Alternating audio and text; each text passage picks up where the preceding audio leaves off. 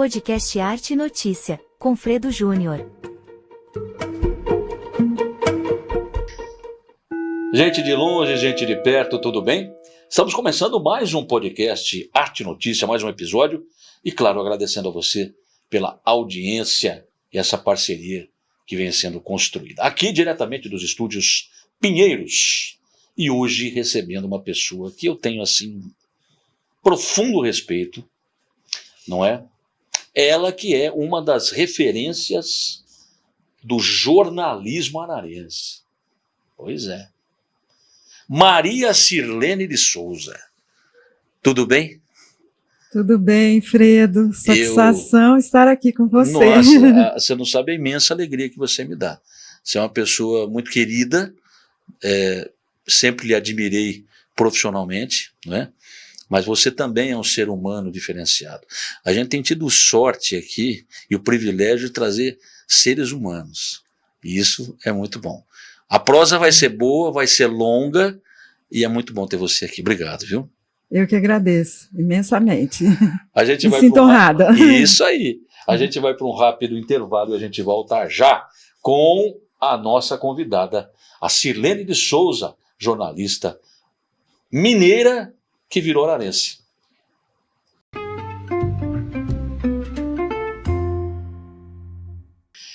E voltamos aqui no Arte Notícia, hoje recebendo a jornalista Sirlene de Souza, Maria Sirlene de Souza. Antes, recadinho para você, está passando aí na sua tela, vai ficar um pouquinho na sua tela aí, o nosso número de WhatsApp, ou Zap, como queiram, né? 19 98907 1252. Ó, você pode sugerir pautas, entrevistados. Na verdade, não é bem entrevistado. É uma prosa, é uma conversa, né? Mas sugerir temas, fazer suas críticas e falar com a gente, tá bom? Anote aí, 98907 1252. Maria Sirlene de Souza, no métier, a Sirlene, a querida Sirlene. Mineira de Ibiá. Isso. Aonde fica Ibiá? É perto de onde? É mais ou menos assim, um tantão dali, um tantinho de lá? É mais ou menos assim? Olha, Ibiá fica no Alto Paranaíba, Minas Gerais, né? Próxima de Araxá, Patrocínio, Pratinha, Patos de Minas já fica um pouquinho mais longe, Uberaba também um pouquinho mais longe, né? Sacramento. Mas é sul. Mas perto não, do sul. eu falo assim, tem o nariz de Minas, que é o triângulo, Tá. né? Triângulo Mineiro. Então ela Uberaba, fica... Uberlândia ali e tal. Isso, Araguari, Tapaciguara. Então, o Alto Paranaíba, ele fica grudado, né? Vamos dizer assim. Faz divisa com o Triângulo Mineiro. Porque Minas tem várias zonas, né? A gente fala zonas. E uma delas é o Alto Paranaíba. O Triângulo Mineiro é outra, né? Outras. Você nasceu... Ibiá é uma cidade grande, pequena? Como é que era a vida em Ibiá? Quem foi a Sirlene lá em Ibiá? Quem era a Sirlene? Olha, Ibiá é um município grande, assim, em área, em extensão, né? Tem mais de 2.000 quilômetros quadrados, mas é uma cidade pequena. Hoje a gente está, acho que em torno de 22 a 24 mil habitantes, né, que residem na cidade. Piquitita. Sim, só que assim, até a época eu falo, quem nasce em Ibiá ama Ibiá, né? Acho que como toda cidade, quem nasce em Araras ama Araras. Sim. Então chega a época de férias, de festa, ai meu Deus, vai todo mundo para Ibiá, né? Aquele monte de gente. Você costuma ir para lá? Às já vezes, faz um tempo? Não, eu fui, né, em maio, que meu pai faleceu, então eu fui para lá, passei uns dias, né, uns 10 dias, assim. Mas, assim, é uma cidade muito bonita, a parte de paisagens muito bonitas, serras, né? Hoje foi a capital do leite, hoje é uma cidade voltada para o agronegócio, né? E descoberta de minério, sabe? Nas nossas serras, porque nós temos as serras, né? Serra da Sobra, Serra do Salitre, Morro do Espia, Morro da Mesa, entende? Então, ela é assim, né? Tem os mirantes, tem um mirante muito bonito na Serra da Sobra, lindíssimo. Minas é um estado maravilhoso, né? A gente Os conhece, rios. nós que somos paulistas, a gente tem uma referência mais do sul de Minas, Certo. né? Do sul, aqui, essa região. Mas você pode ir para o norte de Minas, que também é uma terra bastante, vamos falar aqui claramente, judiada, né? O Vale do Jequitinhonha, ali, né? Chegando já na Bahia, salvo engano. Se a minha memória geográfica me ajudar, acho que é isso. Mas é uma terra maravilhosa. E eu tenho, assim, por Minas Gerais, um carinho tão grande. Você sabe que nas minhas composições as pessoas dizem assim, pô, você é mineiro de alma. Porque as músicas que você faz tem uma... E tem, porque acho que é influência. Eu acho que tem mesmo. E ter ouvido, essas coisas, né? A sua música tem uma coisa assim das entranhas das montanhas de Minas. Né? Eu percebo isso também. Puxa vida. E ouvindo você falar isso agora, eu fiquei tão comovido, porque Minas Gerais me deu a oportunidade como compositor pela primeira vez, antes de uma canção minha ir para qualquer festival. Foi lá que eu fui chamado a primeira vez. Então, as montanhas de Minas, o Marcos Viana, lembra do Marcos Viana? Sim. O Marcos Viana falou assim, Minas, eu transpus as montanhas de Minas para fora. E comigo foi o contrário. Eu acho que iniciei no circuito brasileiro de festivais por Minas Gerais. Então, eu transpus as montanhas de dentro de Minas Gerais para dentro de Minas Gerais e foi muito lindo isso, maravilhoso. E eu tenho dentro da família, né? Por exemplo, minha mãe não se sabe se ela é de São João da Boa Vista, ela é de Ouro Fino. Ela disse que nasceu em Ouro Fino. Mas aí foi registrado em São João da Boa Vista. Aquelas coisas que aconteciam, né? No passado. Tá? Tem uma história muito interessante também. Mas essa relação com Minas ela é muito próxima. E eu acho que Minas Gerais é um estado diferenciado. É diferente. Eu acho que ele tem um pouco de vários Brasis, vamos dizer assim. Isso. Sabe? Ele tem um pouco de cada região. Você vê que o sul de Minas é muito parecido com o sul do país, né? Tem a região ali mais industrializada, tem o norte, que é mais parecido com o nordeste, né? E cada lugar... eu estou fazendo os pontos cardeais aqui. O oeste, né, já pega mais a parte lá de Goiás, Brasília, Mato Grosso, entende? Aqui, Tocantins. Leste vai desembocar ali no Espírito Santo. Isso, né? Isso. Marataízes é uma cidade assim que o pessoal da minha cidade vai bastante, entende? Para lá. O pessoal brinca, atravessa a pé. Rio de Janeiro, Marataízes, e a influência Guarapari, tudo pertinho. A influência da cultura mineira no Espírito Santo é gigante. É gigante. Sobretudo por conta da Vale. A Vale do Rio Doce? A Vale, isso. Então, é muito legal. E quando eu converso com alguém de Minas, uma coisa que me cativa demais é o sotaque.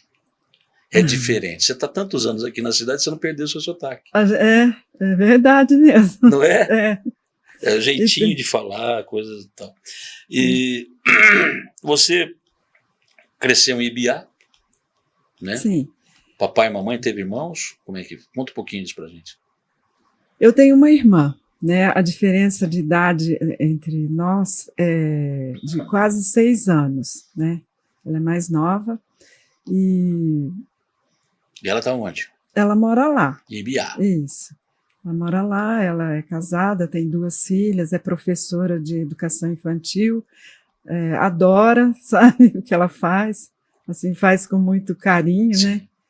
E as minhas sobrinhas, uma trabalha no ramo de gastronomia, ela gosta muito dessa parte, e a outra é agrônoma, cantora como você, instrumentista. Eu sou enganador, cantor é o Robson. Ela é uma revelação da minha cidade, sabe? Essa minha sobrinha, né? Que coisa. Assim.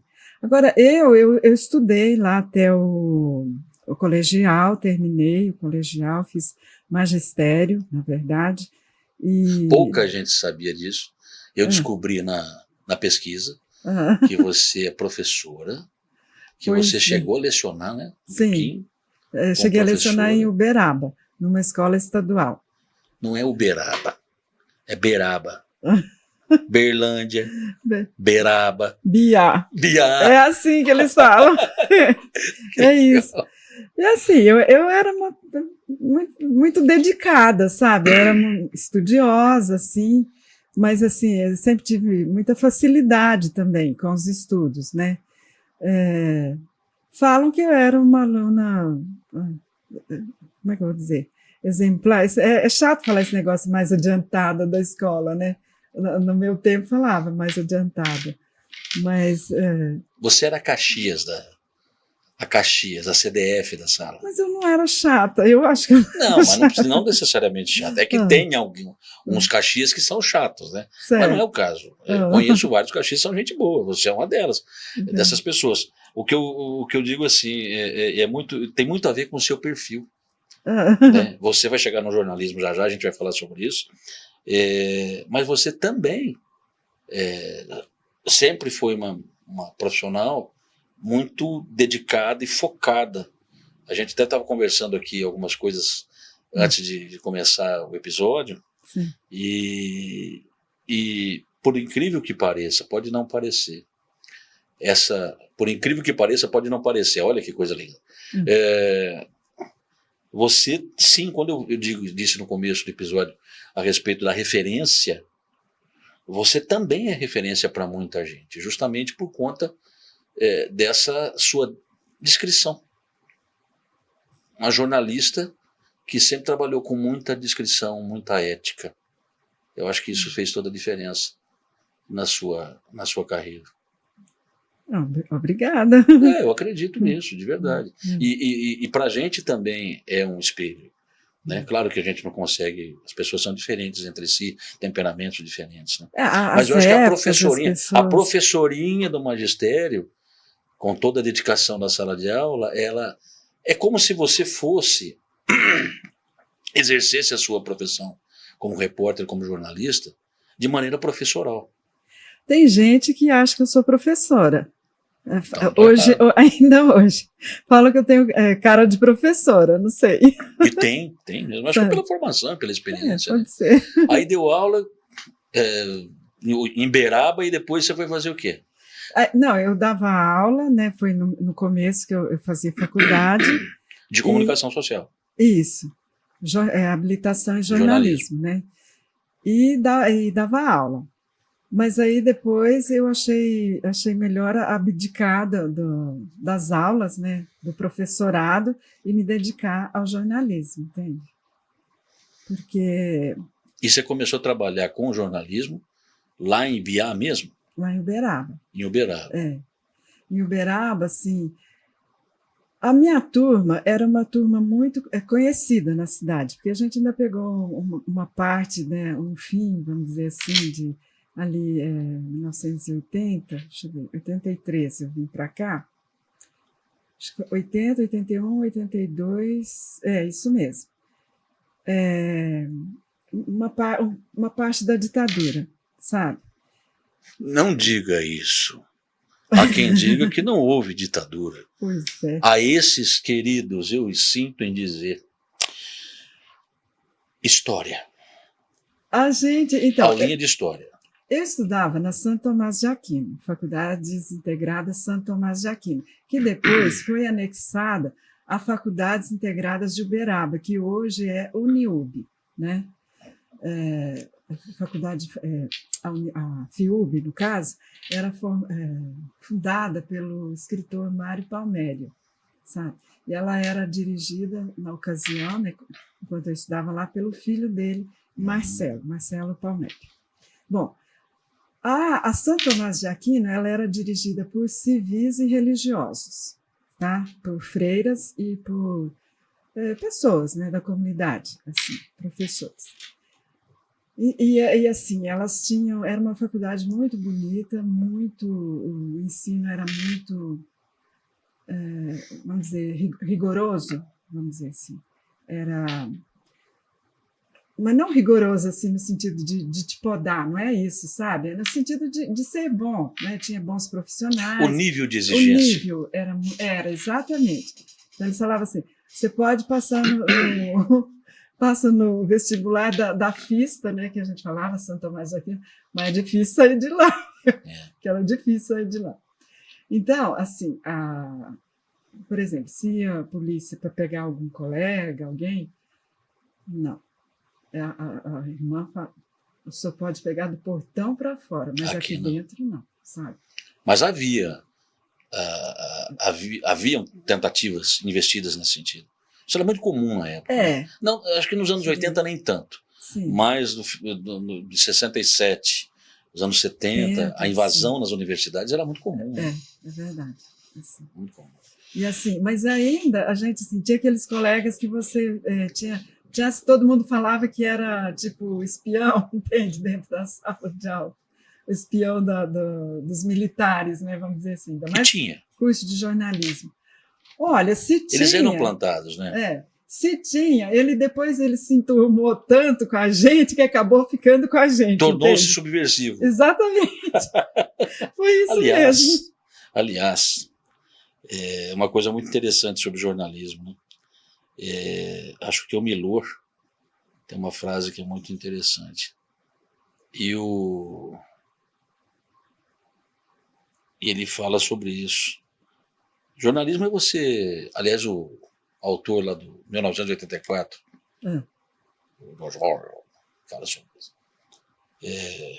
Jornalismo é publicar aquilo que as pessoas não querem que seja publicado. Né? Certo. E às vezes a gente acaba, por circunstâncias diversas, em várias situações, publicando aquilo que é comum, aquilo que é trivial. E eu acho que esse desafio nos últimos anos do golpe, terminou em 89, né, com a eleição indireta, a eleição para presidente, sim. direta.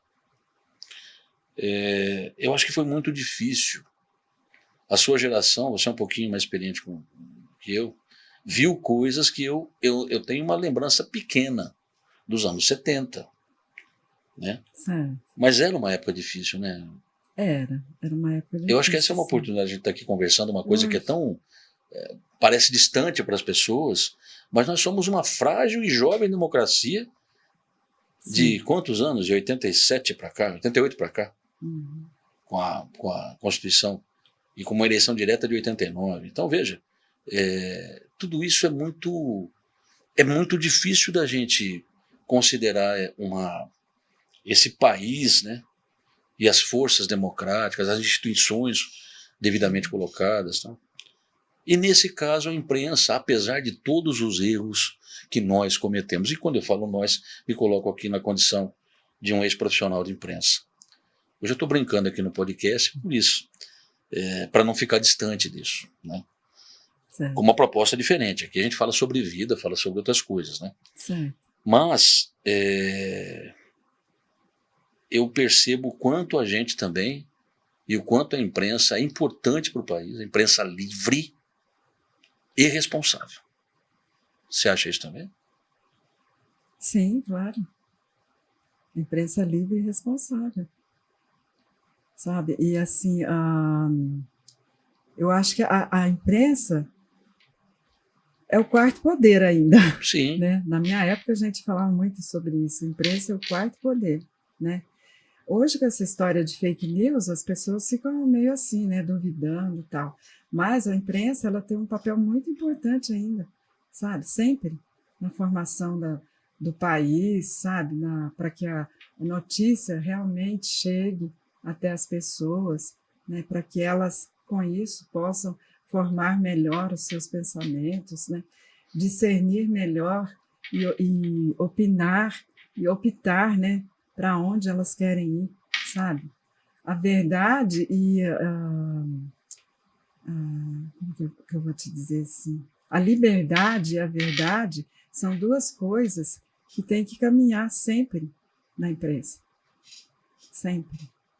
De forma responsável. De forma responsável. Né? A gente percebe que nos últimos anos houve Há vários contextos. Exatamente. Né? E você tem que, vamos dizer, tem que ter diplomacia para lidar nesses contextos. Né? Mas, assim, acima de tudo, a gente tem que ter isso como norte. Né? Há uma máxima, a gente está falando você está falando dos bancos da faculdade, os colegas, etc, etc. E há uma tendência que o jornalismo, o ativismo jornalístico, ele nasceu nas redações. Então, as redações eram até 1969, o AI-5 foi de 69, né? 69.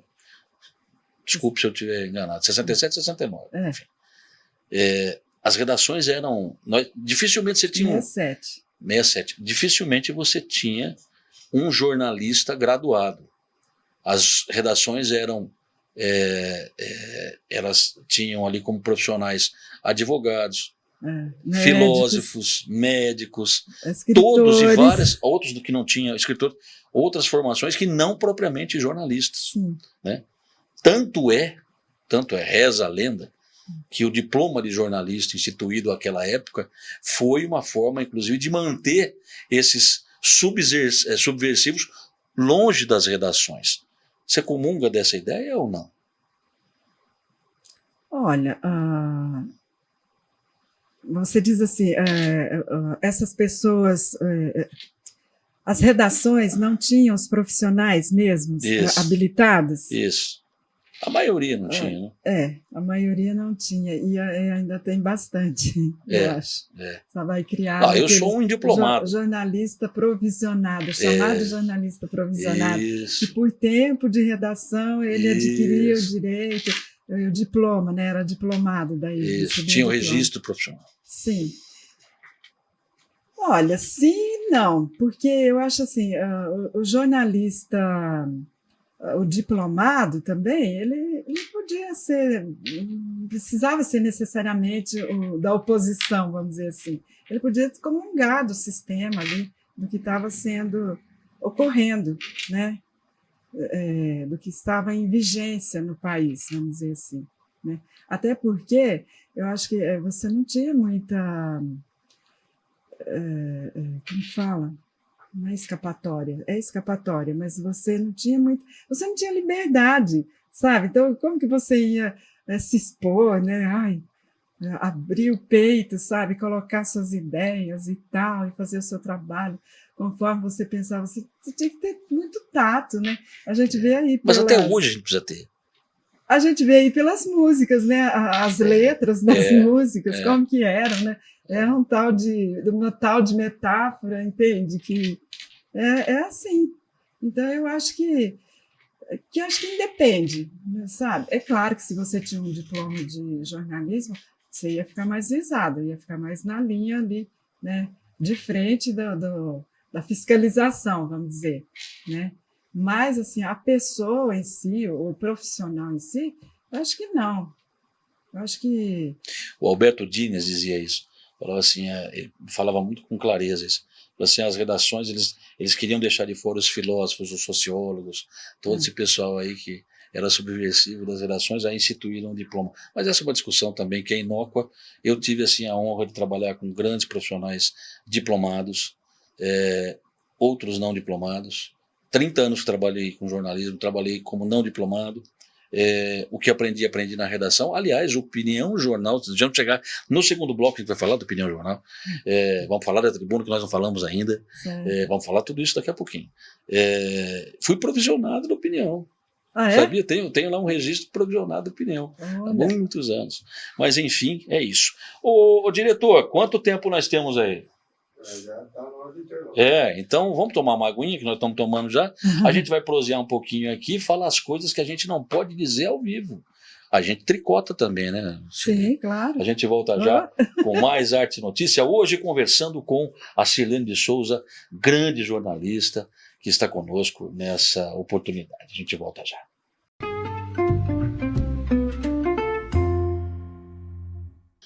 você tem interesse em fazer um podcast, gravar um vídeo, enfim, colocar sua ideia, ser visto, criar conteúdos, o lugar é aqui. Anote aí, o telefone está passando aí embaixo da tela. 996-97-43-35. Esse é o nosso telefone, que também é o Zap do Estúdios Pinheiros. Certamente você vai encontrar uma forma, um projeto bacana que cabe no seu bolso e você vai poder colocar o seu sonho aí para funcionar e tornar-se realidade. Tá bom?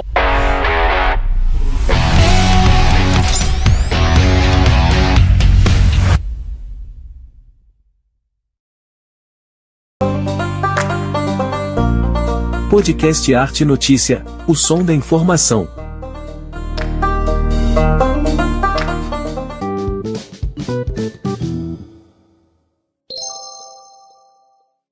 Voltamos aqui com a Maria Sirlene de Souza. Sirlene. Olá. Tudo bem, Sirlene? Tudo bem. A mineira Sirlene, de Biá, professora, estudante de jornalismo. Como é que você chegou em Araras, lá em 1983? É isso? Você é uma recém-formada, é isso? Mais ou menos. Já tinha uma experiência também? Tinha, porque na minha época a gente concluía em 3 anos e meio a faculdade. Eu concluí em 3 anos e meio, né? Então, 82, na metade de 82, eu me formei. E aí trabalhei, né, em Uberaba, continuei fazendo uns trabalhos. Uberaba. Sempre Uberaba. E depois eu desde o começo, assim, eu gostaria de ter ido para Belo Horizonte, né, estudar em Belo Horizonte. Eu ia lhe perguntar isso. Você não chegou a morar lá, passar uma temporada? Não, só fui a passeio na casa de parentes, assim, mas não morei. Mas é aquela coisa, né, cidade grande, perigosa, e aí acabei indo para Uberaba, né? Em Uberaba eu morei com uma tia. Depois meu pai alugou uma casa, né, vamos dizer assim, tipo uma edícula. Uma outra tia foi morar comigo, né, para me ajudar no dia a dia, assim, sabe? E, bom, aí terminei, fui para casa, 83, né, falei para minha mãe, agora eu vou para Belo Horizonte. Agora me formei, já tenho um pouco de experiência, tinha visto alguma coisa em Belo Horizonte para ir. Mas aí uma prima morava em Araras, o marido dela trabalhava na Nestlé na ocasião, só que logo também eles voltaram para Minas, né? Hoje eles moram em Araxá. Terra do doce de leite. Pois é. Não é? Requeijão de corte. Muito bom. Bom, aí eu conversei com a minha mãe, mas ela estava muito aflita, né? E essa minha prima foi, a gente conversou, falei, mamãe, se eu for para Araras, a senhora vai ficar mais tranquila, né, tal. Eu nem conhecia que direito, já tinha vindo, né? Mas nem conhecia. Aí ela falou, minha filha, muito mais. E aí eu vim para cá, né? Isso foi em abril, né, de 83. Mas você veio sem qualquer perspectiva de trabalho? Não tinha nada certo. Falei, então, a senhora vai ficar mais tranquila? Muito mais, minha filha. Aí eu vim. Olha que loucura. Eu vim e comecei a procurar, né? E aí você chegou em Araras e, salvo engano, me recorde aquilo. Nós tínhamos, àquela época, alguns jornais impressos. Sim. A saudosa e inesquecível Tribuna do Povo, que foi onde você trabalhou por quase 17 anos. Exatamente. Aliás, teve uma experiência bacana com o ex-proprietário, o diretor, Dr. Elísio Zurita Fernandes. Perfeito. Né? Perfeito. É um homem que merecia e merece ainda ser reconhecido pelo importante trabalho que ele fez na imprensa ararense através da Tribuna do Povo. Acho que não tem a devida valorização, ou eu estou enganado? Eu concordo com você. Acho que assim, as iniciativas, né, que ele teve, ele promovia o Troféu Pedro do Carmo, que foi o fundador da Tribuna, né, um dos jornais mais antigos do país. E ele fundou a Academia Ararense de Letras, Artes, Ciências e Educação. Ele foi governador do Rotary, sabe? Acho que foi o primeiro governador do Rotary em Araras. Ele foi vereador na época que não se era remunerado por isso, né? E era uma pessoa assim muito culta, muito aberta a todas as tendências, né? Apesar de conviver assim, no meio bastante tradicional, né? Ele era das chamadas famílias tradicionais, né? Os conservadores. Pois é, mas ele era uma pessoa muito aberta. E era um democrata, né? Sim. Que bom. Uma Isso pessoa é bom. sensível, educadíssima, sabe? Esse Ele merece. é um momento tão importante, porque as pessoas não conhecem essa história.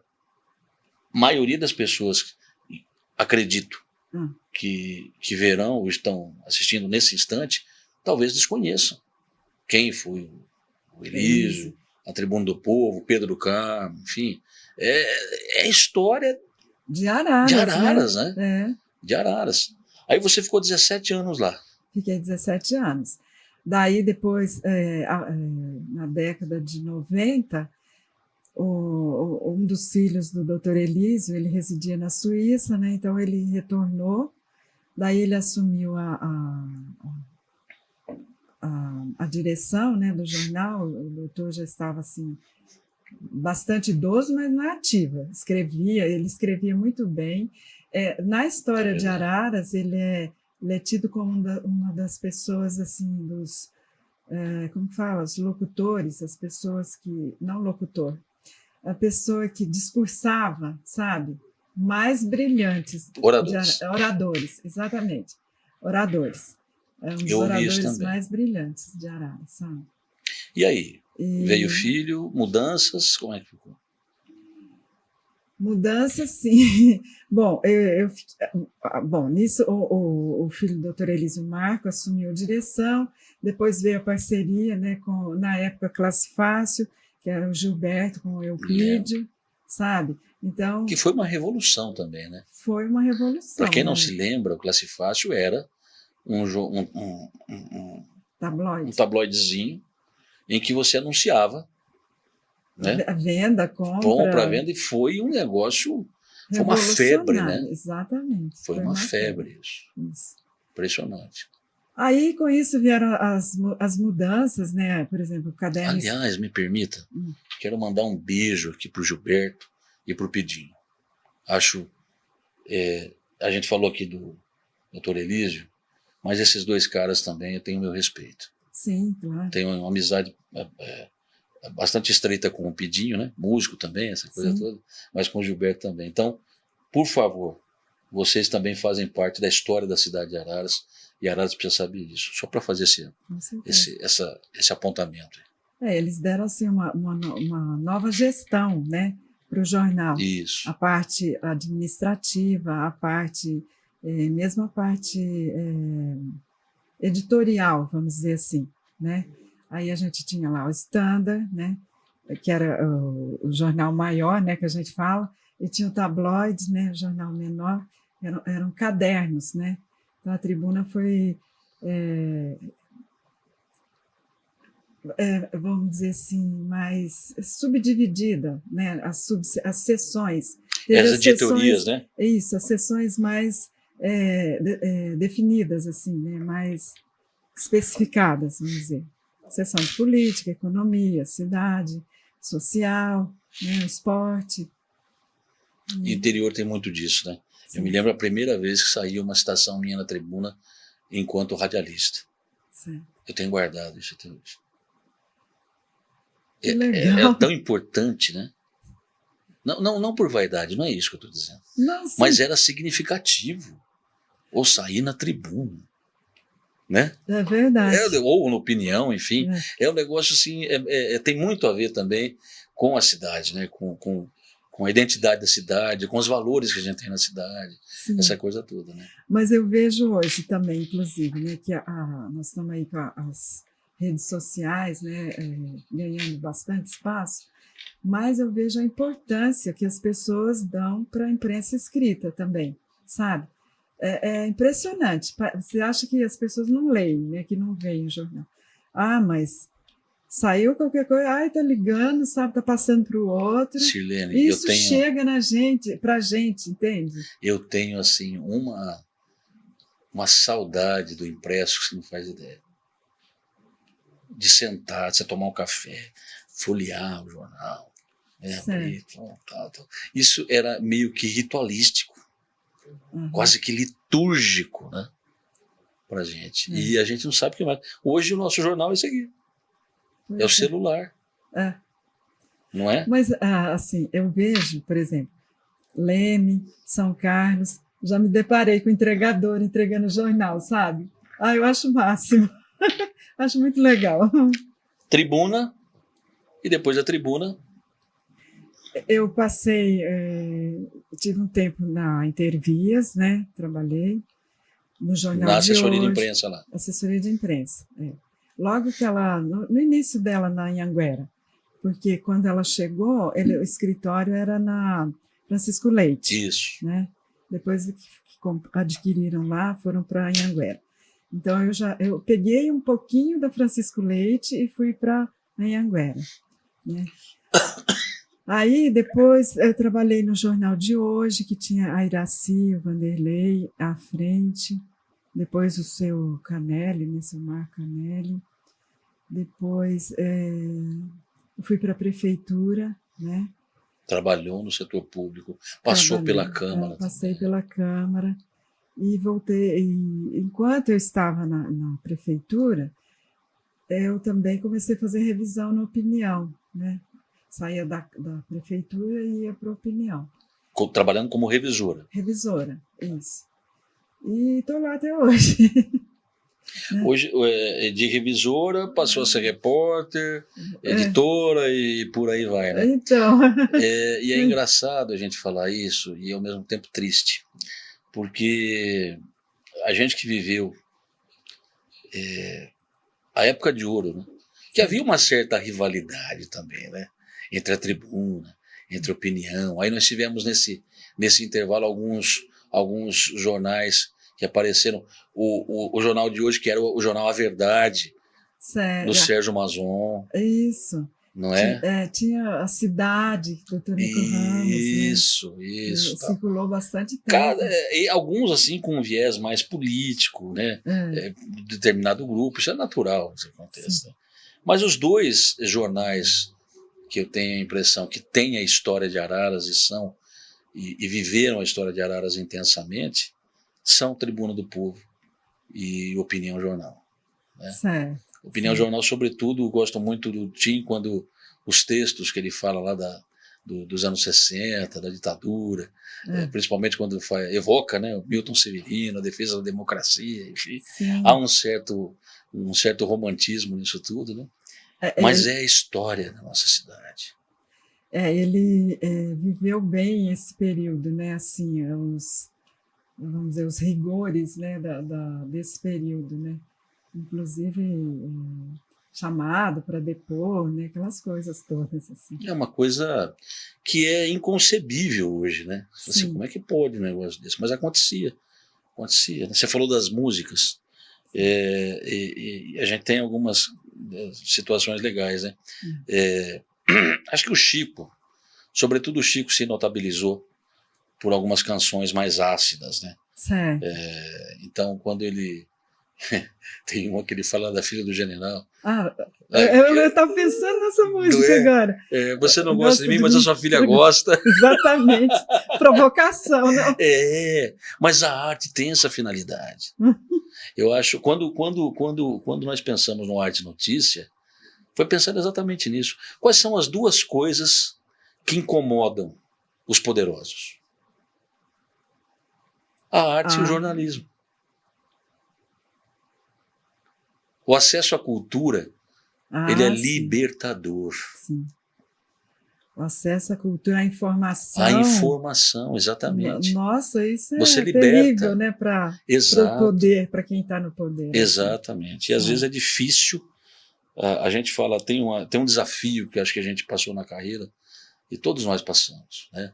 E depois de um tempo a gente perde, assim, não vou perder, a gente entende como o mundo funciona e como as coisas funcionam, né? A gente tenta viver o jornalismo com o máximo de isenção possível dentro das realidades em que a gente vive. E é difícil. É difícil. E aqui não cabe julgamento, muito pelo contrário. Porque nós tivemos e temos grandes nomes, colegas maravilhosos que passaram. Eu citei aqui um em especial, o Sérgio Mazon. Né? O Sérgio era um homem contundente. Né? Tudo certo. Mas eu sinto que eu não estou falando de jogar para a galera, não é isso, não. Estou falando de gente com posicionamento. Sim. A gente não vê mais isso. Não vê mais. É a escola antiga? Talvez. O que eu digo a você e que sinto muita falta, e certamente, não sei se você é da nossa época, mas o jornalismo, ele é fundamental para a garantia do Estado Democrático de Direito. Sim, com certeza. Óbvio que os veículos de comunicação têm os seus interesses, o pagamento de contas, a gente sabe como é que funciona, tudo isso. Mas a gente jamais pode perder aquilo que um dia tentaram tirar de nós, que é a liberdade de expressão, liberdade de pensamento. Mas isso não se confunde também com distribuição de fake news a torto direito. Sim. Isso não é, isso é irresponsabilidade. Com certeza. Não é? Eu queria tocar num assunto com você, e hoje você está lá na Opinião, né? Tô lá, tô sim. Pois é. É patrimônio da Opinião. Você, antes da gente encerrar, passa muito rápido, né? Ó, rapidão. É verdade. É a primeira vez, você vai voltar numa outra ocasião, para a gente falar mais. Mas eu queria tocar num assunto com você, e acho importante você, e agradeço dessa abertura que você entendeu, também é importante tocar nele. A gente conversando aqui nos bastidores e tal, eu falei assim, a minha vida se divide em um antes e depois.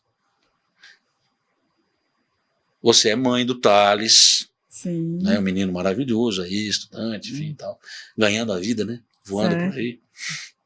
A maternidade é importante, claro, acho que para toda mulher. Com certeza. Também é meio que um divisor, né, de águas aí na vida de uma pessoa, de uma mulher. Mas você pessoalmente teve uma experiência bastante impactante com um problema de saúde que você atravessou aí entre 20 e 21, 2020 e 2021. Por favor, porque a gente não sabe aonde chega o podcast e de repente alguém precisa ouvir essa sua história. Olha, em 2021, deixa eu ver, 2021, eu passei por uma cirurgia no mês de agosto, uma esterectomia devido a um câncer de colo do útero que eu tive. Eu digo assim, que eu ganhei uma nova vida, né?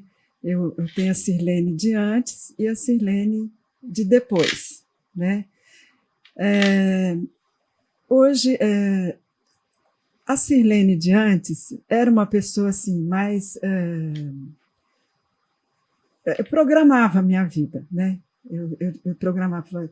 Claro que as coisas acontecem, né? E assim, aquilo que a gente programa, aquilo que a gente quer realizar, às vezes fica um pouco mais tarde, vem um pouco mais tarde, né? Vem numa outra ocasião. Mas assim, eu falava, eu vou me formar tal ano, vou comprar minha casa, vou fazer isso, vou fazer aquilo. Depois que eu fiz essa cirurgia, que foi assim, em 2 meses, eu fiz vários exames e a cirurgia. Posteriormente, fiz quimioterapia, radioterapia, braquiterapia, que eu não conhecia esse tipo, né, de tratamento na ocasião. E assim, eu passei a encarar a vida de uma outra forma, um dia de cada vez, né? E Esse é um lema que eu trago para a vida já há alguns anos. é, Um dia de cada vez. a gente fala assim, né? Você mata um leão por dia e já prepara o outro para o outro dia, isso né? aí, isso aí. Então, um dia de cada vez, e assim, mais serena, mais tranquila, menos ansiosa com relação a tudo que nos cerca, sabe? A todas as realidades, a todos os tipos de situações, de pessoas, de problemas, sabe? Mais aberta eu já era, mas assim, uma abertura mais próxima, né? Dos acontecimentos e o meu posicionamento também, a forma como eu encaro, a forma como eu me porto diante daquilo, sabe? Eu acho que é isso. Não sei. É tanto, sabe? Você, nesse momento de enfrentamento, né, da doença, todos nós passamos dificuldades, né, na vida. Mas quando mexe com a saúde, acho que é mais complicado. Sim. Você flertou naquele momento com a possibilidade de dar sua mão para a morte? Olha, eu perguntei para o médico assim, quando ele me falou, né, analisou, eu perguntei, falei, doutor, quais são as minhas probabilidades? Quais são as minhas possibilidades? Né? Aí ele pegou, porque a gente tem os exames estimativos, né, numéricos, vamos dizer assim, e você tem as fotos. Ele olhou as minhas fotos, é claro que as fotos são mais precisas, porque elas são um retrato do que tá dentro de você, né, do que está se passando com você. Então, eu lembro bem que ele olhou os meus exames, as minhas radiografias, e ele falou, eu tenho chance, mas temos que correr. Eu falei para ele, então vamos. Sabe? Ele falou, você tem chance, sim, mas temos que correr. Eu falei, então vamos. Falei para ele. Aí ele já pegou, começou a passar os exames e tal, sabe? Eu fui atrás, tive assim profissionais muito, muito competentes e muito sensíveis, né? Que cuidaram de mim, fosse no centro de saúde, na Santa Casa, Limeira, Piracicaba, na quimioterapia, Campinas, sabe? Minha família, meus amigos, espetaculares, né?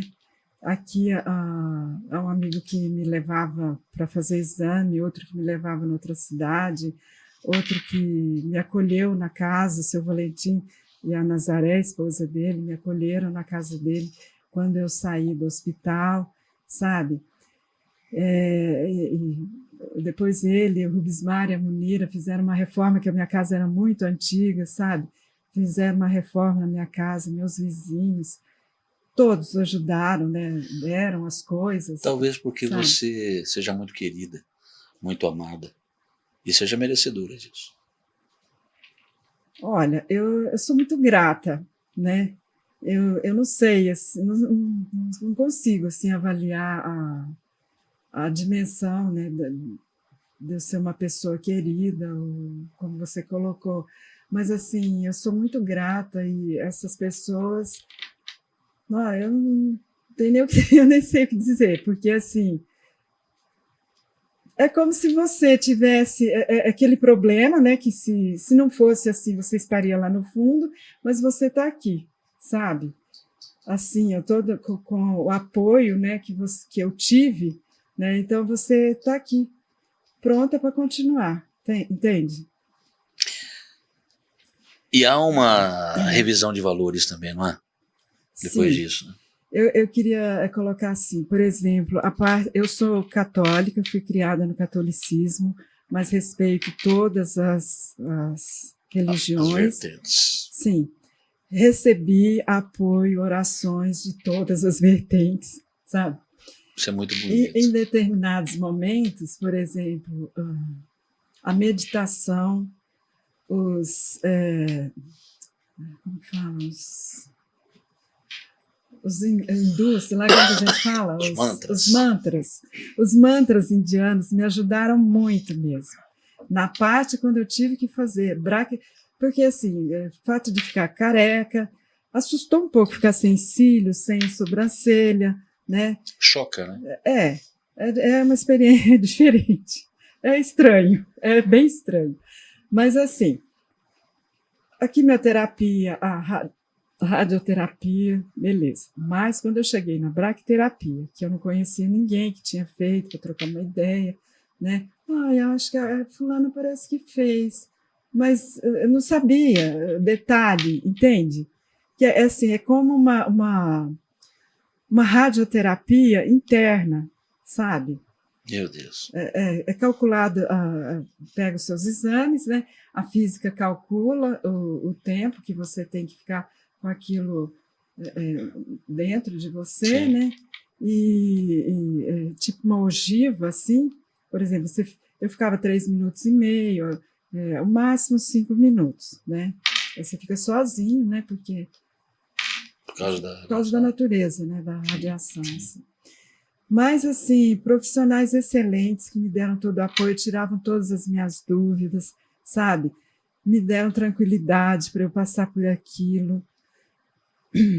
Mas, nesse momento, os mantras me ajudaram muito, até porque eu ouvi uma moça da minha cidade, né, que eu dei aula para a irmã dela no estágio e estudei com o irmão dela. E ela é assim, ela segue muito o hinduísmo, sabe?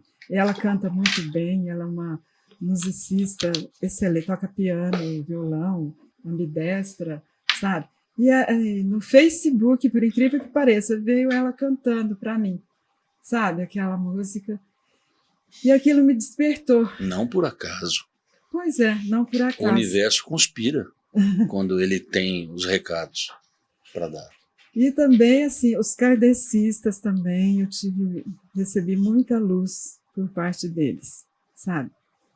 Então, é isso. E você, depois disso tudo, tornou-se cidadã arense, reconhecida lá com o título honorífico que foi cedido a você. Mas você já era arense há muito tempo, né? Não é o título em si, é lógico, é uma honra, óbvio. Mas oficial, né? Oficial. Você foi oficializada ararense na cidade. Ai, com muita alegria, com muita gratidão mesmo, sabe? A Rubismar, né, que foi a pessoa que teve a iniciativa, a Rubismar, a Munira Stolf, e depois a dona Elaine Brambila, que acolheu a propositura, e todos os vereadores da Câmara que me concederam... De maneira unânime, né? De maneira unânime, que me concederam essa honraria. Isso mostra o quanto você é querida, como eu te falei. Eu fiquei muito feliz. Foi um momento, assim, inesquecível na minha vida, sabe? Sirlene, chegamos ao final do nosso podcast, da primeira participação sua, porque eu acho que a gente vai ter mais ainda aqui, né? O papo foi muito gostoso. Eu tenho a impressão que você gostou também, né? Uhum. E eu espero que a gente tenha podido ter falado de algumas coisas da sua vida, falar um pouquinho da Sirlene que pouca gente conhece. Será que a gente conseguiu? Você acha que a gente conseguiu? Acho que sim, bastante. Então, tá. Muito obrigado, beijo no teu coração. Imensamente a oportunidade, tá? Desejo muito sucesso para você, que você é merecedor, batalhador, né? E toda pessoa que batalha tem uma energia positiva, né? Em tudo que faz, em tudo que coloca a mão, né? Diante das pessoas, e em tudo que o cerca, merece reconhecimento, merece atingir o objetivo que almeja, né? Amém. Amém. E a Obrigada a todos. E a você o meu muito obrigado, nosso agradecimento pelo carinho, né?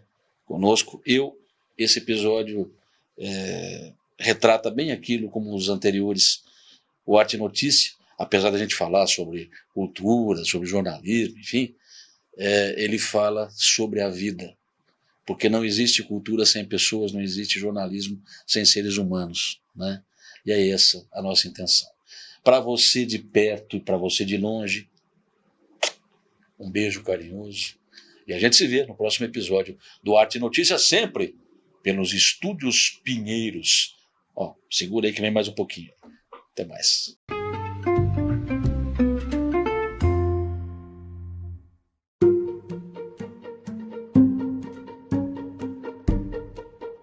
Podcast Arte e Notícia, com Fredo Júnior.